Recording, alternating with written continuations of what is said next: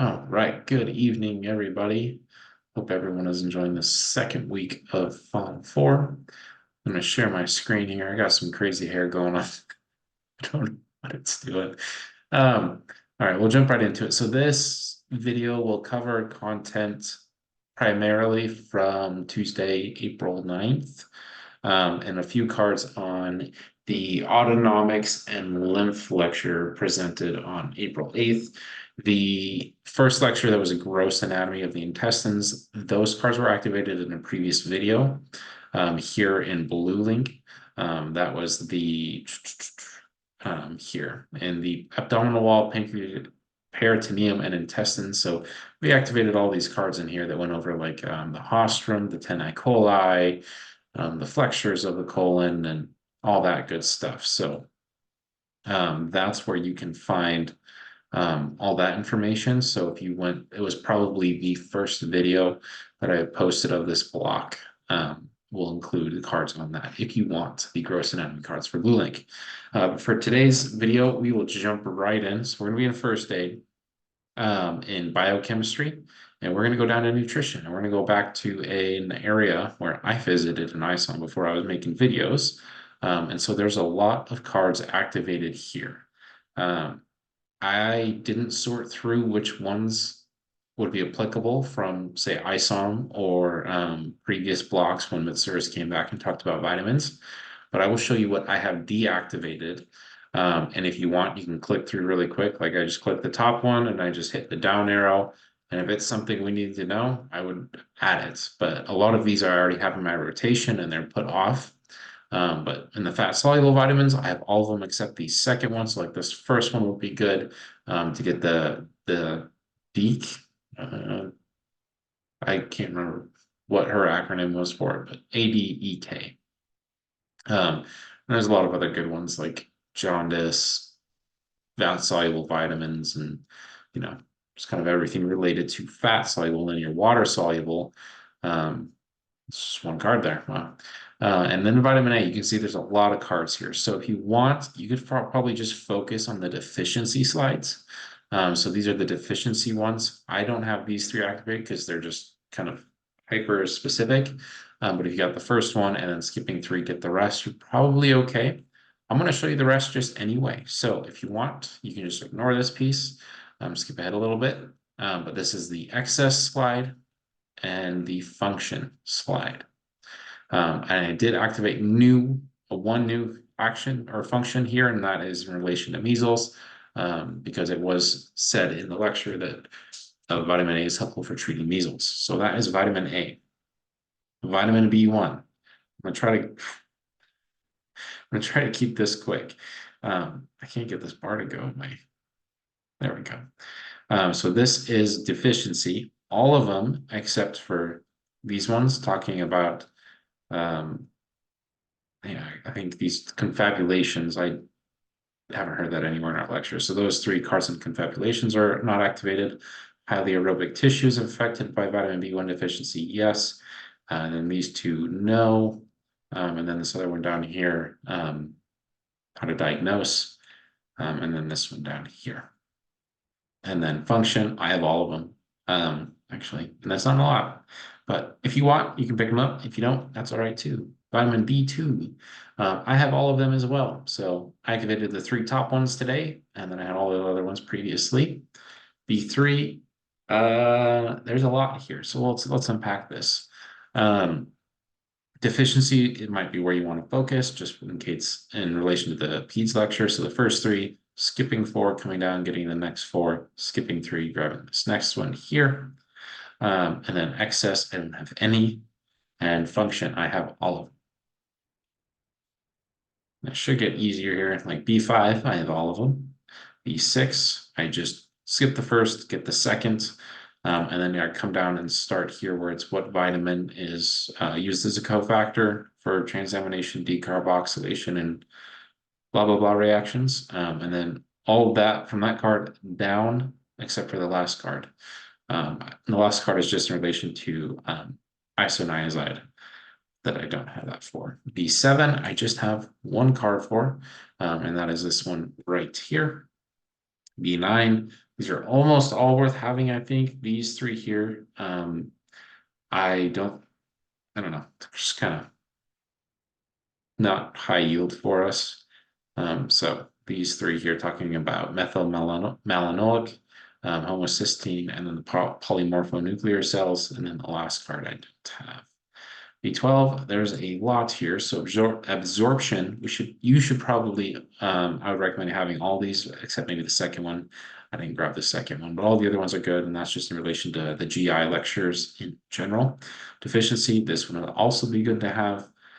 So I skipped the first one, but get the second, skip the third, fourth, fifth you want. Come down here and you want this card, and then the prolonged down, you can activate all of them and then come in if you want to deactivate this one and the last one.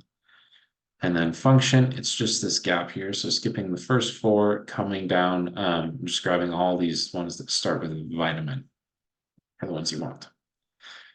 Vitamin C, skipping the first four, grabbing this chunk here again. So grabbing the fifth down to, you can probably go through all the vitamins of this one. That's probably why I don't have it activated.